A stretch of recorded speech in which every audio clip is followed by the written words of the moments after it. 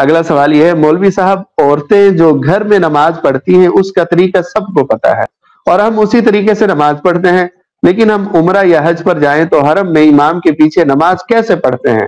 انشاءاللہ حج پر جانا ہے، امام کے پیچھے کیسے پڑھتے ہیں؟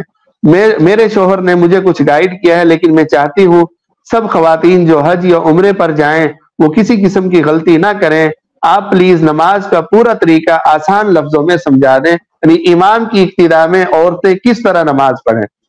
دو باتیں سمجھ لیں کہ حرمین میں جا کر بھی خواتین کے لیے اپنی قیامگاہ پر نماز پڑھنا افضل ہے، جیسے اپنے مقام پر عورتوں کے لیے مسجد کی بجائے اپنے گھر میں نماز پڑھنا افضل ہے، اور گھر کے بھی سب سے اندھیرے اور اندر والے کمرے میں نماز پڑھنا افضل ہے۔ یہی حکم حرمین کا بھی ہے، اس لیے کہ رسول اکرم صلی اللہ علیہ وسلم نے صحابیات میں سے بعض کو یہی فرمایا تھا کہ تم میری مسجد میں نماز پڑھنے پر حریص ہو، لیکن تمہاری نماز جو تمہارے گھر کے صحن میں ہو وہ میری مسجد میں نماز پڑھنے سے افضل ہے، اور اندر والے کمرے میں نماز پڑھنا صحن میں یا برآمدے میں نماز پڑھنے سے افضل ہے۔ تو اس لیے یہ حکم تو وہاں بھی ایسے ہی ہے، تو اس لیے کوشش یہ کریں کہ اپنی قیامگاہ پر نماز پڑھیں، اور طواف کے لیے جانا ہو تو جائیں اور پھر واپس آ جائیں اپنے کمرے میں، اپنے ہوٹل میں نماز پڑھیں، اور اسی طرح سلام پیش کرنے کے لیے مسجد نبی میں جائیں تو واپس اپنی قیامگاہ پر نماز کے وقت میں آئیں اور نماز پڑھیں۔ لیکن کبھی ایسا ہوتا ہے کہ آدمی حرم جاتا ہے اور سفر میں ہوتا ہے چونکہ، تو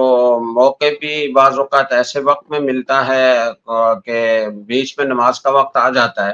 وہاں نماز پڑھنا پڑتی ہے، تو پھر جیسے آپ گھر میں نماز پڑھتی ہیں ویسے ہی وہاں بھی نماز پڑھیں،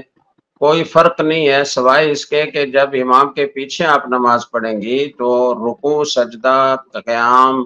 قعدہ اسی طرح کریں گی جیسے اپنے گھر میں کرتی ہیں، جیسے خواتین کی نماز کا طریقہ ہے۔ اور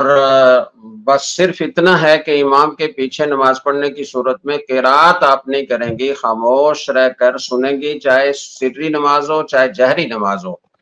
جہری نماز میں قرات کی آواز آ رہی ہوتی ہے، سری نماز میں آواز نہیں آ رہی ہوتی، تو اس لیے قرآن کریم میں فرمایا وَإِذَا قُرِئَ الْقُرْآنُ فَاسْتَمِعُوا لَهُ وَأَنصِتُوا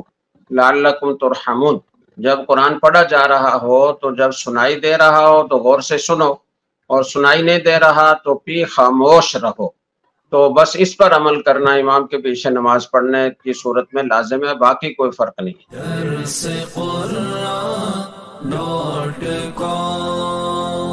www.darsequran.com